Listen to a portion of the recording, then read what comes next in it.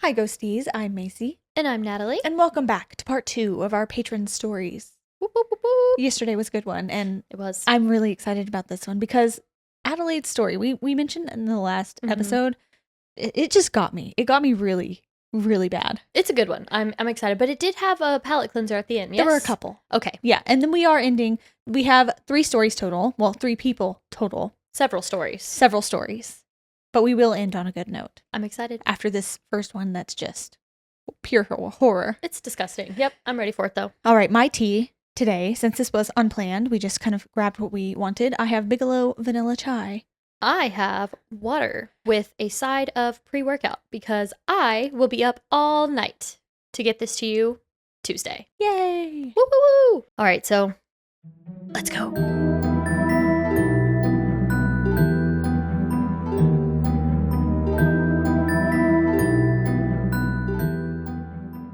Okay, so as promised, we're starting with Adelaide. Hey, beautiful girls, my name is Adelaide. Let me start off by saying I love you guys so much. You're the only podcast I listen to religiously, and when I get an episode, it's genuinely the highlight of my week. I downloaded Patreon solely to support you guys. You girls are the relationship I aspire to have with my siblings, and I look up to y'all so much. Thank you for being wholeheartedly yourselves and making me laugh, gasp, shudder, and smile. I hope you know how much your little ghostly community adores you. Thank you so much. Stop. And we adore all of you. Like, we couldn't have this community without the kindness that exudes off of you guys. So thank you. A little bit about me and where I'm from. I live in northern Utah in a small town. I'm the oldest of 7, and my whole family is very active in the church. Yes, we're members of the Church of Jesus Christ of Latter-day Saints, aka Mormons. I know, we are the stereotype of a Utah family. Due to my religious upbringing, I have had a basic understanding of spirits and the spirit world my whole life, though it's not talked about near the same amount in my church as in other Christian religions. Thanks to this, my sensitivity to spirits and such has been interesting to navigate. Listening to the pod has given me a lot of peace and clarity, knowing I'm not alone in my crazy. I emailed you with 3 stories earlier in February this year, but I just listened to your Summerween episode and thought I'd send in this story, as well as tell you about those. Take your pick. The first story, Adam, come here. While I was re-listening to your 2024 Halloween listener stories, the one about the nurse seeing something in an upstairs window reminded me of a story a family friend has told me. This family friend is active in the military and has all sorts of wild stories from his service, including probably the scariest ghost story I've ever heard in my life, including the ones y'all have shared on the pod. The minor details of this story are kind of muddy as it's been a couple years since he told it, but it scared me so badly that it's burned in my brain. And it is burned in ours as well. Yes. Thank you. And forever shall be. Yep. We'll call this family friend Adam. This story occurred early in his service when he was in his 20s, which they did comment later and said that they forgot that Adam was actually a police officer at this time and not in the military. Oh, I didn't know that. It was like around the time where he was in the service of some way. He was servicing his community in some way. I don't remember exactly where he was stationed. I can find out for you if you'd like, but I'm pretty sure it was in the States. While attending to his usual duties later in the day, Adam got a call from his sergeant, saying there was a disturbance at a hotel. The police and fire department had been called, but they required extra backup to keep said disturbance from getting out of hand. Am I privy to further details? Adam asked. There's a woman. She's gone mad, was the response. Just one woman? Why were the police, the fire department, and the military needed to handle one woman? The situation was strange, and he felt oddly disturbed. Adam obeyed his orders, however. He got in the car with a couple of his buddies and drove to this hotel. It wasn't a long drive, but his unsettled feeling got worse and worse. As he pulled into the parking lot, he saw law enforcement vehicles had already arrived. Then, as he put the car in park, he got the strangest feeling to look up. He did, and made direct eye contact with a woman standing in a window on the 3rd floor. Her hands clutched the curtains, holding them open as she stood there, unmoving. He somehow knew that the moment his car had entered the parking lot, she had been watching him. She kept staring at him, expression blank, eyes unblinking. She looked unwell, skinny, her hair wild, clothes dirty and stained. Adam was frozen, held hostage under the woman's gaze. Then her hand twitched, the curtain swaying as she swung her head around to look over her shoulder back into the room. Abruptly, she snapped the curtain closed, breaking the strange tension. A little unnerved by the weird encounter, Adam and his fellow officers entered the hotel. The secretary at the front desk nodded them through upon seeing their uniforms, her eyes wide and face pale. "The police and firemen are already upstairs," she said in a half-whisper. Her eyes flickered around the room nervously. "She's on the 3rd floor." The men started to walk towards the stairs, only to startle as a scream split through the air. Adam's gaze was distant as he told me this part of the story. "It was like no scream I'd ever heard," he said. "It sounded as if someone was dying, like someone was being tortured. It sounded like there was a woman screaming in fear and pain and rage, and like something else was screaming with her. Something inhuman." The men looked at each other before hurrying up the stairs, bypassing the elevator. Adam led the bunch, on high alert as more horrible screams and the sound of things crashing and breaking through the hotel atmosphere. The screeching and sounds of a scuffle got louder as the men reached the 3rd floor, rushing to where neighbors peeked into the hall with wide eyes and policemen guarded an open door. As Adam reached the doorway, he saw the source of the commotion. A woman stood in the room, back to him. She was facing the 5 firemen and policemen standing alert around her, prepared to contain her. At the sound of Adam's footsteps, she jerked around to face him, glaring at him. His heart thudded as he recognized the woman from the window, but now that he was closer, he could see that her pupils were so dilated that her eyes were black. Or maybe those weren't her pupils, and her eyes were just that, pitch black. Her arms were covered in scratches and cuts, her cheeks hollow and eye bags pronounced. The room was a disaster, bedclothes strewn over the floor, pillows torn in half, furniture splintered, glass shattered in the carpet, scratch marks on the walls. Adam said it looked like a wild animal had been set loose in the room, bent on destroying everything in sight. Her black-eyed gaze never left his. He felt his stomach curdle as a sick grin started pulling on her lips, and then his heart dropped into the floor as she said, "Adam, Adam, Adam, come here, Adam." Her voice wasn't normal. There was a woman's voice there, yes, but speaking along with hers was a deep, guttural one, growling out the words.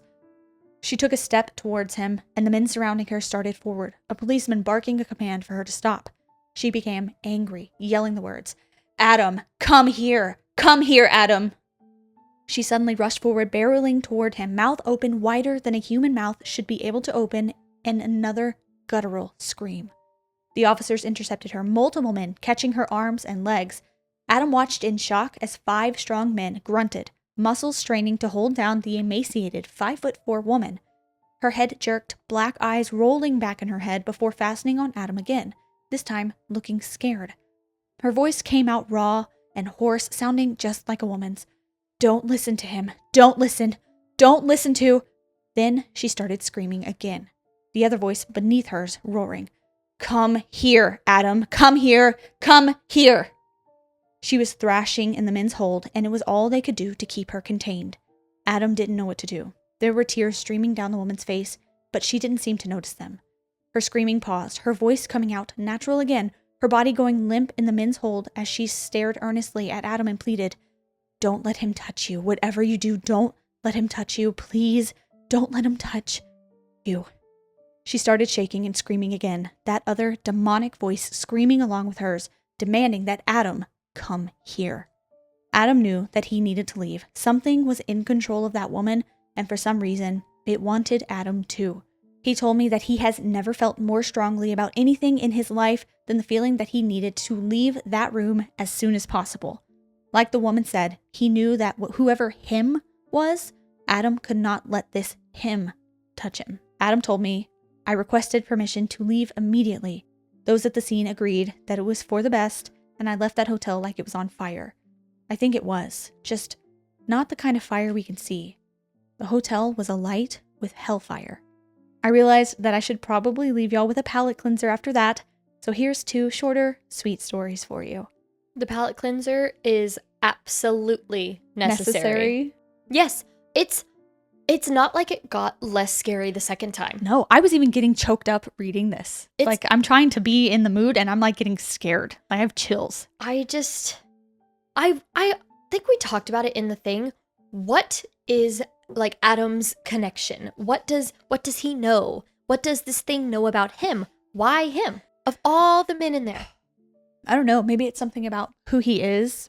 And I don't know if he has some kind of spirituality that is stronger than the others that were there, and then whatever was, I don't know, within the woman could sense him even just pulling upon the premises of this hotel. Yeah, and I think I said it last time too. The second I saw this woman looking at me and got that feeling, I'm not going in. Door's locked. I'm not going in. Like, I would just be like, oh, suddenly I'm very ill. I have to leave. Yeah. That is so scary. But give me the palate cleanser, please. All right. I'm horrified. Story 1, Roses. When I was very, very little, from around ages 2 to 6, I had an imaginary little sister named Rose. I remember playing with her in my backyard and talking to her all the time. I would save her a seat at the dinner table and say goodnight to her before I slept. My parents never really questioned it. I had and still do have a very active imagination, and they assumed it was just my way of entertaining myself. As I got older, I slowly stopped playing with Rose until I literally forgot she existed. And my mom kept having kids, and to my continued distress, they kept having boys. After my third brother, I had practically given up hope. So when my mom came back from an ultrasound to tell me that I was finally going to have a sister, 10-year-old me literally started crying with happiness. So now, obviously, we had to name her, right? We were throwing girls' names around until my little sister was born. But the number one name my parents loved was Rosalind. And sure enough, that became her name. It wasn't until years after my little sister, Rosie, was born that I remembered my imaginary little sister named Rose. I now wonder if my imaginary friend was my real little sister visiting me before she came to Earth. I like to think so. Yeah, I 100%. It's still so sweet. Emotional. It's really good. It's really, really good. They've always been together. Oh, sisters. Story 2, Grandpa. A couple months before my parents met, my grandpa, my dad's dad, died in a tragic car accident, leaving behind a widow and 7 children, ages 8 to 24. I never got to meet him, and I've always been very sad about that. Despite never meeting him, I've heard many stories and learned lots of things about him. He loved to play the guitar, sing, and tell silly stories. He loved his wife so much, and my dad always wanted to have a relationship like theirs. Whenever I go to my grandma's house, I love looking through photo albums to see their wedding pictures and following photographs of his life and his family.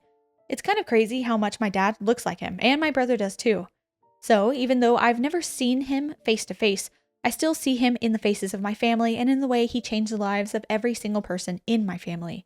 Though I've only ever heard his voice in recordings or seen his face in pictures, I feel like I know him. Not just, oh, my family looks like him and they tell stories about him. No, I know him. I don't know when I realized this, but I've known him my whole life, and he has always been here, serving as some sort of guardian angel for me. I remember a moment when I was going through a really hard time. I was sitting in my room crying on my bed, and I was praying to know that I was seen and I was loved. At that moment, I felt my grandpa's presence in the room. I couldn't see him, but I could pinpoint that he was standing on the side of my bed, smiling at me. This overwhelming sense of peace and love filled me, and I heard a voice in my head say, "I've always been here for you, and I always will be. I am protecting you, Adelaide, because I love you." Multiple times since then, I've been able to sense my grandpa's presence. I'll often whisper quietly, "Hi, Grandpa," when I feel him near. I also know that he's protected me in many scary situations. This is my testimony that those who pass on are nowhere near gone forever. The physical world and the spiritual one are intertwined, and you're never alone, even when you feel abandoned. Those who you loved before this life and those you loved during this life who left it are still checking in on you and watching out for you. Love you, ladies. Thanks for creating this awesome space. I'm praying for you, and I hope you have an amazing rest of your week. With love, Adelaide. I didn't even think about it when we were talking about this yesterday, or Day before? 2 days ago now. Yeah. She had a connection with her sister before she was here, and her grandpa after he was here. Yeah. It adds to my belief / hope, like deep hope, that all of our souls just stay together. All the people you're supposed to be around just always are with you. Yeah, and I hope that that's true. Yeah. I don't know. I feel we've had a lot of stories like that where people feel these like strong connections with their family members. Yeah. Whether before or after they've been earthside, you know. Our next story comes from Gwen. "Hello guys, I recently found your podcast, episode 80, and binged all of them in a 2-week period. You guys are so cool. I have many stories, so I'm sorry if this is long, but I am saving the palate cleanser for last just for Natalie, and there's also a dream for Macy to interpret. again, I did not bring my dang journal. And you knew this time. I knew this. For a second time. Like, I've read this story like 4 or 5 times at this point. Well, someone tell us. I'm sorry, Gwen. I failed you and everyone else here. I'm so sorry. Okay. Number 1, the house. When I was young, my mother remarried. Our family quickly grew, and we had to build onto our house because of it. My mother's husband is the kind of man that is a danger to little girls. Yes, it is exactly what you are thinking.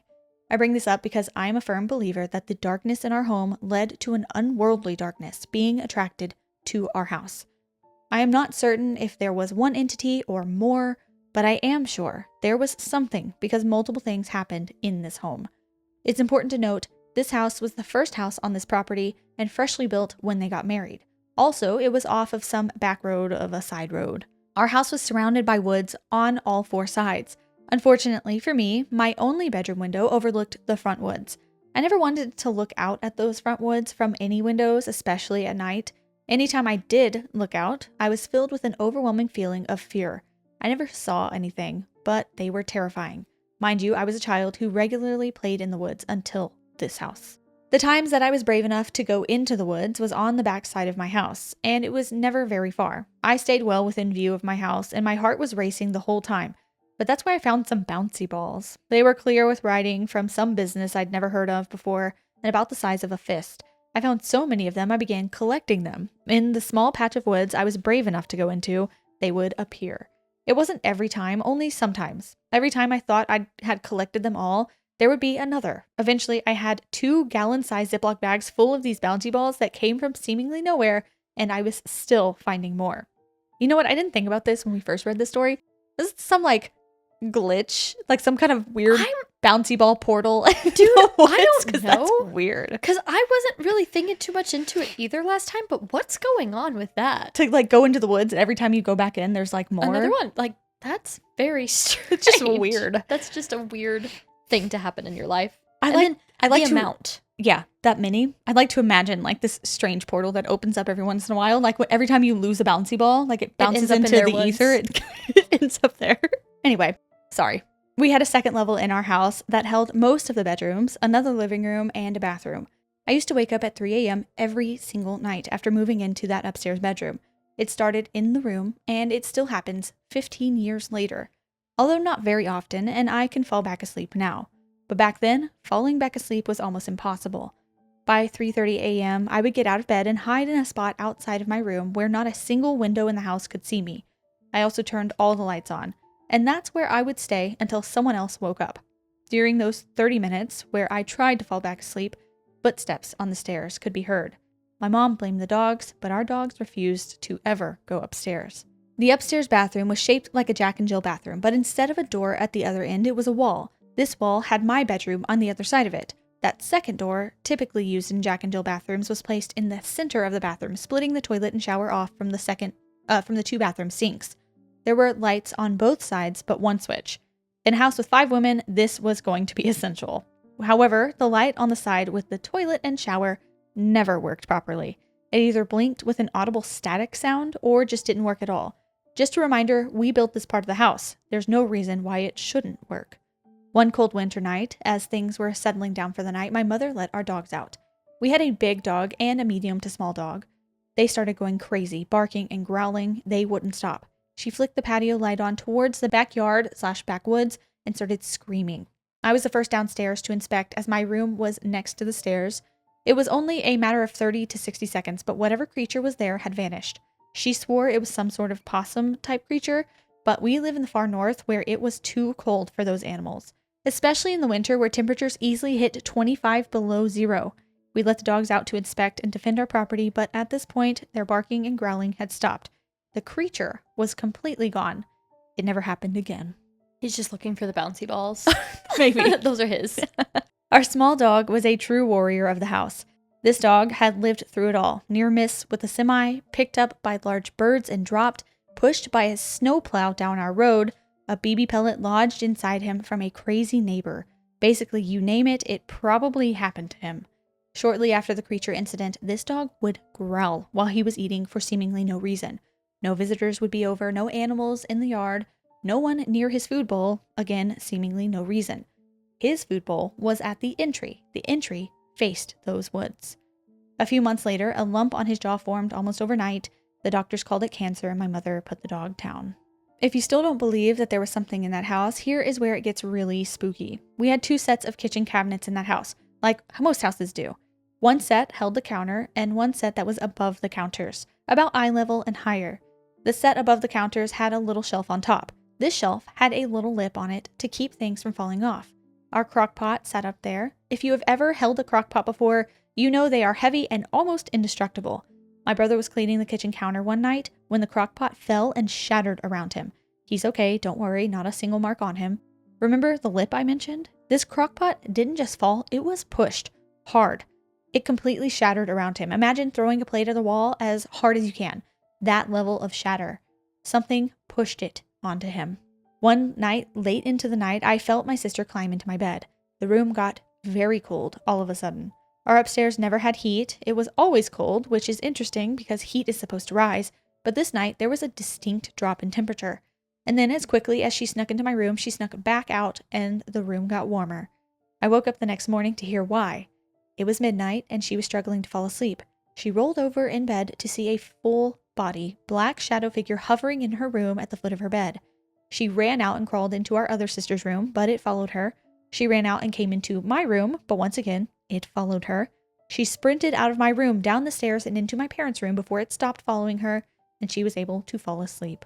I forgot about that one. That one is actually terrifying. Horrifying. It like, you can't get away. That's supposed to be your safety. It's like, okay, I'm scared in my room. Let me go to sister's room. Let me go to mom's room. Something. Yeah, and it just kept coming. Hate and that. Like, it is so much more real in my mind. Like, it's not just like a little kid seeing things in the night. The whole room's temperature just plummeted when the thing came in.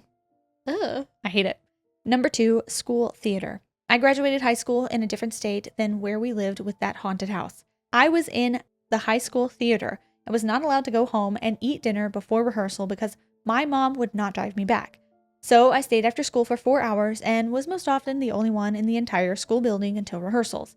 Occasionally, we would have a bat flying around the ceiling of the auditorium, which sounds normal, only that bat wasn't there when I was waiting for 4 hours. Someone said it's a vampire. And I like that. I like that theory. I forgot about that, yeah. Story number 3, sleep paralysis, a dream, or astral projection. During my time at that house, story number 1, my mother was very close to another family. Their home became a second home to us. The type of friendship where you don't even knock, you just enter and hang out because you can. News broke about who my mom married, and her friendship inevitably ended and we moved states, story 2. I went back to visit while I was pregnant with my son and spent the night. That night was the only time I have ever experienced this. I was asleep in bed, and suddenly I was no longer asleep, but watching myself sleep. I looked down at my hands, but they were gray and long-fingered and scaly. Not fish kind of scaly, but more demonic kind of scales. It's like I had become the demon. My hand stretched out unwillingly and started pushing on my sleeping, pregnant body, directly onto my stomach, hard enough it was knocking the wind out of me. My sleeping body started gasping for air as best it could, but the demon hand, my hand, didn't let up. Suddenly, a brush of warmth traveled through me and I was awoken by my friend. A dream? Sleep paralysis? Some weird version of astral projection? Or did something follow my family to the friend's house from when I was a kid and recognized my adult self? That is so disturbing. Yeah, I don't like that. I just don't like that it's like the point of view of it's your hands. Yeah. And you're like pressing on your own stomach, like with your baby inside. That makes me like so nauseous and lightheaded. I don't like that at all. That feels sinister. Does that need dream interpretation? Like, is that a thing? Or like, do you think that Gwen was like, encountering the same thing that followed them? My limbs are numb. I don't know. I also don't like that it remembered. Like, obviously, if it's like the spirit world, they have memories. They can do that. But like, just the thought of it, like, I know you. No. Number 4, blue orb. About a year after the sleep paralysis, I had moved into my own home with my then fiance. We were asleep in the very early morning hours. It was summertime, and up north, the sun doesn't go down all the way, so it was pretty light out. As mentioned, I wake up at 3 a.m. every day, still, since that haunted house. I open my eyes to see a giant blue orb-like thing floating in my bedroom at the foot of my bed. Unfortunately, I was so exhausted from being a new mother with a baby that I fell back asleep immediately. The next time I woke up, it was gone. My now ex claimed it was a dream, but I have doubts about that. I know what I saw. We split a couple months later and I moved, so I never experienced it again. Okay, Natalie, the palate cleansers. Oh, woo. Number 5, Charlie. This one is present day, as in occurring in my house that I live in now. There's a ghost in this house, but it's friendly. I call it Charlie because I don't know if it's a boy or girl, but it gives off grandparent vibes. Occasionally, it shuts lights off or turns them on. It's played with my ceiling fan, too. When it happens, my children and I yell out, "Hi, Charlie," and then it goes away for a few months. I like to think it's some grandparent that wants a little bit of attention and then goes back to minding its own business. Number 6, prediction. When my son was 18 months old, my current partner and I started dating. Freshly into our relationship, a friend of ours celebrated her 21st birthday. We were drunk for about 3 days straight, lol. I had a sitter, it's okay. Needless to say, we found ourselves pregnant fairly quickly into our relationship. But before we knew about the baby, my son would point at my belly and say, "Baby, baby." I would laugh and say, "No, you baby, you baby." It happened so much, for 2 months, I finally took a pregnancy test. It was positive. Upon finding out, we would ask if he wanted a baby brother or baby sister. He would say, "Mommy, baby sissy, thank you." He would say this every time we asked him. It was, in fact, a girl. He predicted the entire pregnancy. Fun fact, he was born at the exact time of the solar eclipse of 2017. I don't know if that's any significance, but I think it's magical. I think I mentioned this. That would be something that I tell everyone. Is that your fun fact? Yes. Like, tell us a fun fact. Like, I was born, like, right during a solar the solar eclipse. That's so cool. Also, I know someone out there is going to tell us, like, the significance or, like, what that can mean or something. Mm-hmm. To me, obviously, it means something. Some sort of connection. But what can that do? Does that give you, like, the psychic powers that kid has? Because that, to me, is so freaking cool. And maybe it depends on your beliefs and what you're studying, what you, I don't know, but we know some of you know. So yes, let us know too. Always count on the comments to explain these stories. Enlighten us. Yes. And I love the theories. They sent in another email. I feel like I just keep replying with more. Please forgive me, but I had to send in what happened the last couple of days. My best friend also sadly passed away in 2016 from a car accident. After he passed, a song was dedicated to him. I haven't been able to hear that song without thinking about him ever since. I've been having a tough time lately, mentally and emotionally.